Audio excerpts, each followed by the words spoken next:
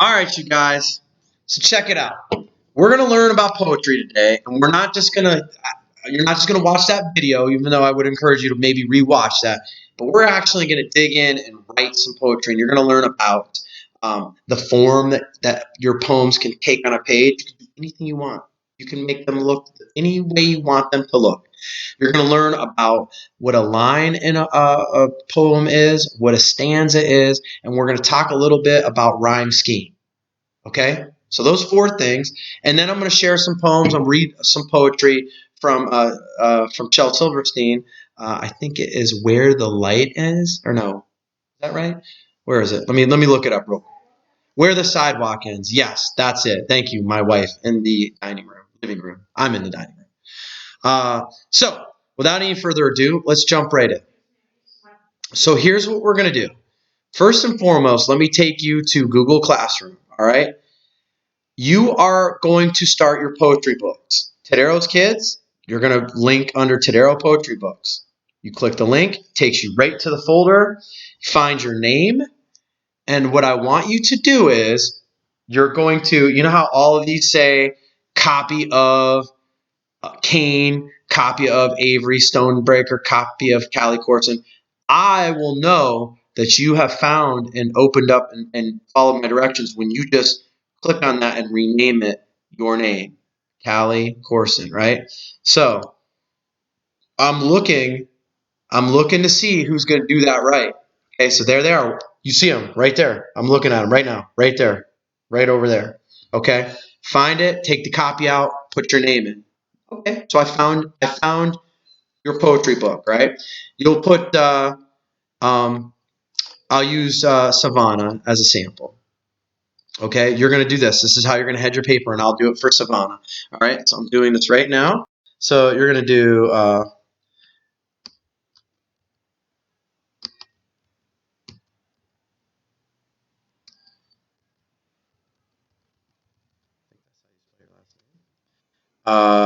you'll do Mr. Sparrow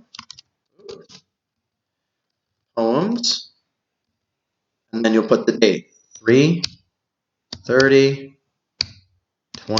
All right, so there it is, right there. And then what I want you to do, you'll space that. Oh, you know what? By the way, let's make this let's make it 18 font. Do it. There it is. Okay, good. 18 font, and we're gonna go right over here, and you can give it your title, whatever, however you want to title your poems. Right. Right now, I'll just do this. But I'm sure Savannah, she's so brilliant. Her writing is wonderful. She'll come up with her own title. And did I use the space bar to do that? Did I use the space bar? No, I used this right here. Center it right there. Then you'll hit enter, boom, and then you'll bring it back to the left. Or because a poem can take any form that you want it to take, you can kind of play around with how you want to structure your poems in your poem book. Okay, but so let me recap here. Put my face. Oh, can I move? Yeah, put my face over here. I'll go back here. All right, bring my face back up. You're gonna go. I wish I can make this smaller. All right, you're gonna go. Oh, there's my eyes. You can see my eyes. Okay, you'll find your poetry book, your link. You'll find your name. You'll get in your poetry book. All right, but you can't really do that until we've talked about poetry. All right, so I want you all right now to click on poetry styles, and you'll click up this right here, and you'll follow along with me, or you can go in and dig right in when the video's over. So take a look at this. It says poetry. Well, we know what poetry is. Let's take a look at this. Poetry forms, right? So poetry can take any form you want it to on the page. It can be in lines and stanzas. It can be in a diamond shape. You could do anything you want with it, right? So it could be a circle around, which, by the way, that reminds me, I'm going to pull this up for us right now. Let's go right into this. Where the Sidewalk Ends, is it called again, Mom? Yes. Yes. I'm pulling up some Shel Silverstein right now. So this is a really good book. Just in case you were wondering, it's a really good one. Hopefully, I've got both paper or hard covers in my classroom, and usually I read out of those. But you know, what are we gonna do? We got to kind of roll with the punches here, don't we? All right. So I'll look to there it is right there. It's new. You know why? Because I just bought it tonight. All right, so what you see here, you see stanzas here. 1, 2, 3 stanzas. You're saying, Mr. T, what's a stanza? All right, man, let's dig into it. Let's go right back over to here. Let's talk about what a stanza is. A stanza is a group of lines together. So let me. I gotta fire open the Epic pen. You know what I can do though? Just for this right here, I'll do this real quick. I'm going to show you right now what we're dealing with. All right. So a stanza is a group of lines, right? So you have 1, 2, 3 lines, and these lines make one stanza, right? And then right here we have 1, 2, 3 lines, and this makes up the second stanza, right? This makes the second stanza.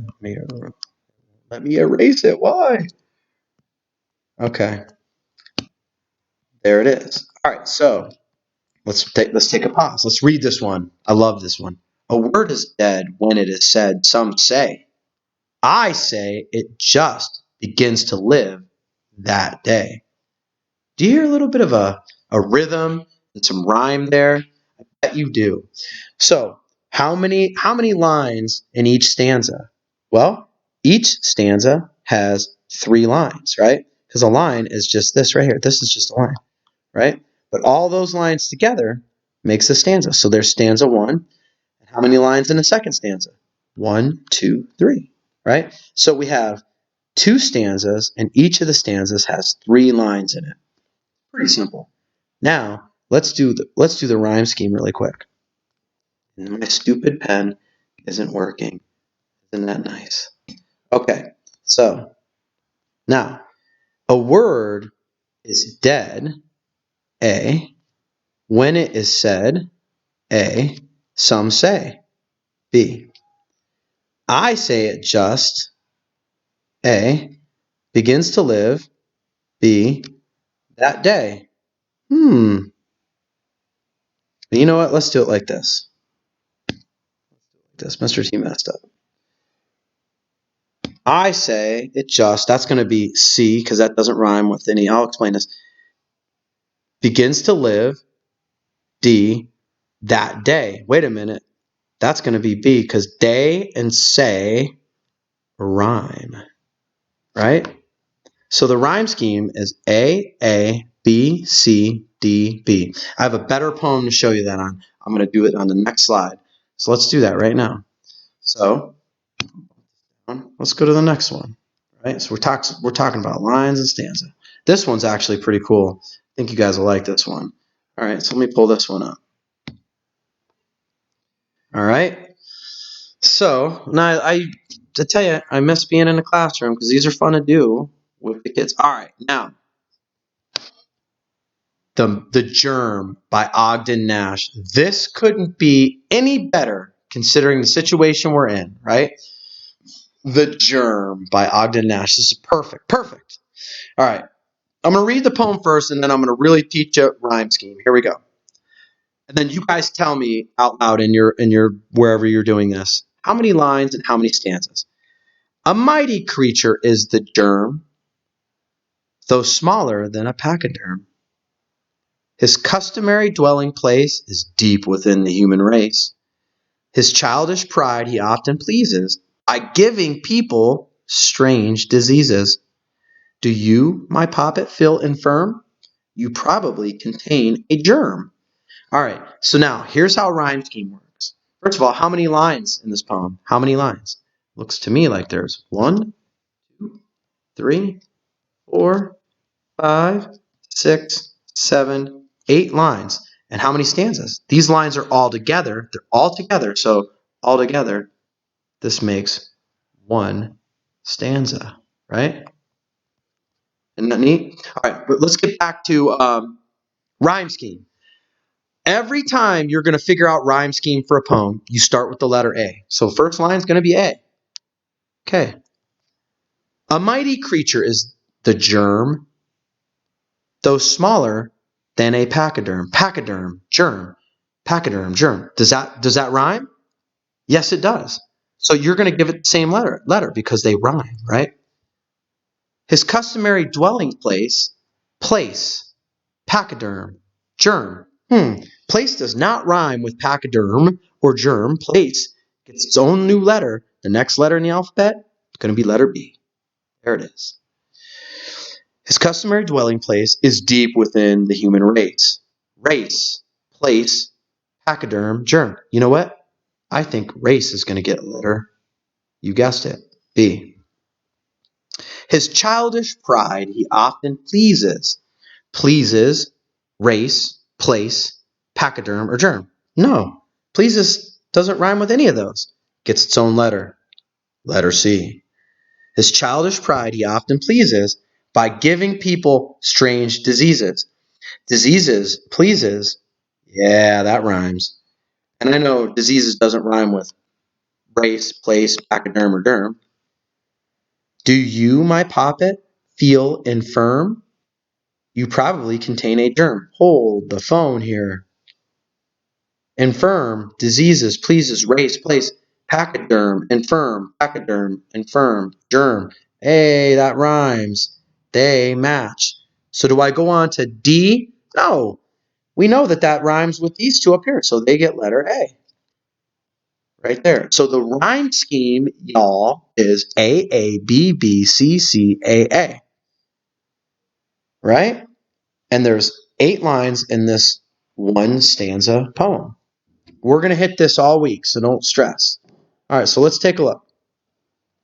Let's read a couple from Shel Silverstein. He's really so much fun. Let me see if I can find some fun ones. Oh, let's do this one. Early bird. Okay? It says, "Oh, if you're a bird, be an early bird and catch the worm for your breakfast plate. If you are a bird, be an early bird, but if you're a worm, be late." I like that, right? So we have, I got to open up. No, let's do this. I'll do this real quick. Let's take a look at this poem. Let's analyze it real quick, right? After we've had some fun, we did, right? That's a fun poem, right? So I'm going to read it again, okay? It says, "Oh, if you are a bird, be an early bird and catch the worm for your breakfast plate. If you are a bird, be an early bird. But if you are a worm, be late." All right, so let's take a look. How many lines in this? Lines. Let's count the lines. There's 1, 2, 3, 4 lines. How many stanzas? Well, they're all together, so it's only one stanza. Okay, and then let's do the rhyme scheme. Oh, if you are a bird, be an early bird. Bird, A, it starts with A every time. And catch the worm for your breakfast plate. Plate, bird, that doesn't rhyme. We'll go on to B. If you are a bird, be an early bird. A. But if you are a worm, sleep late. Late and plate.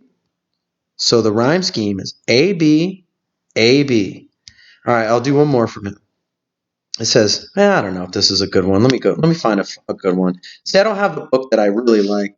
This one's okay.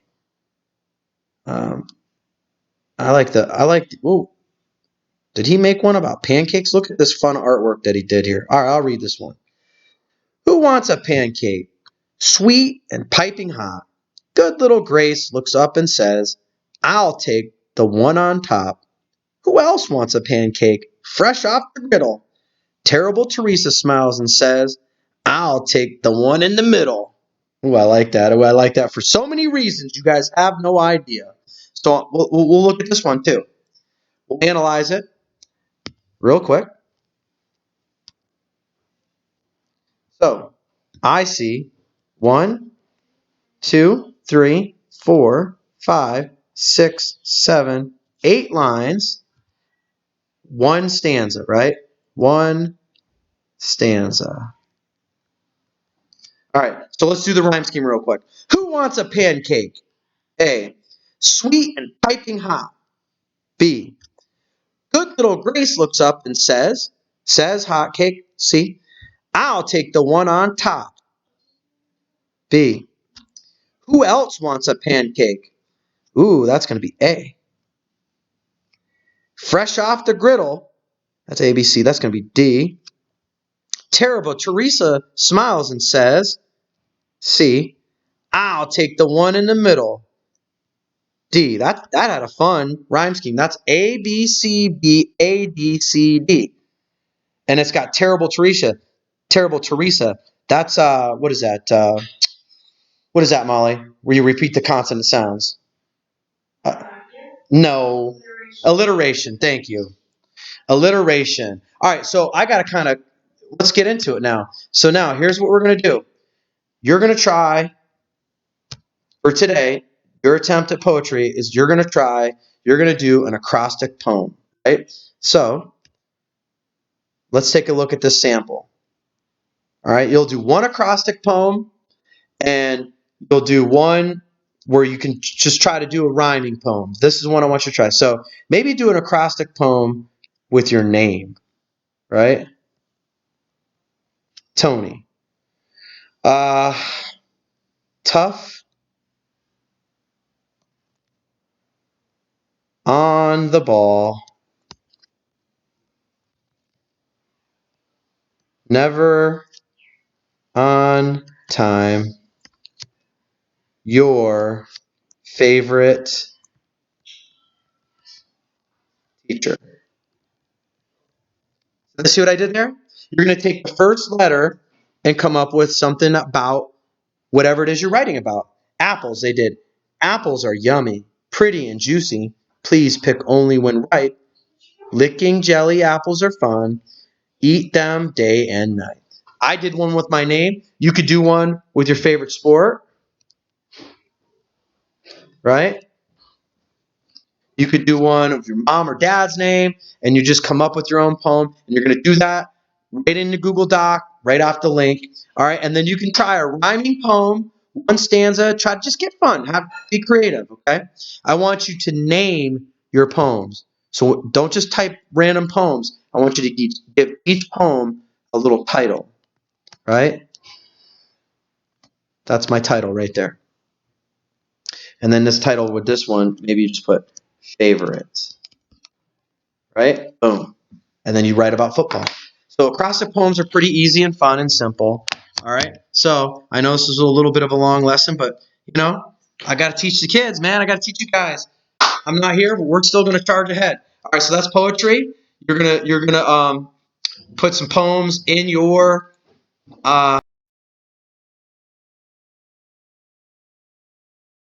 follow your link right there. Follow one of these links. Okay. Tadero out. Well, I want to be out. Tadero out.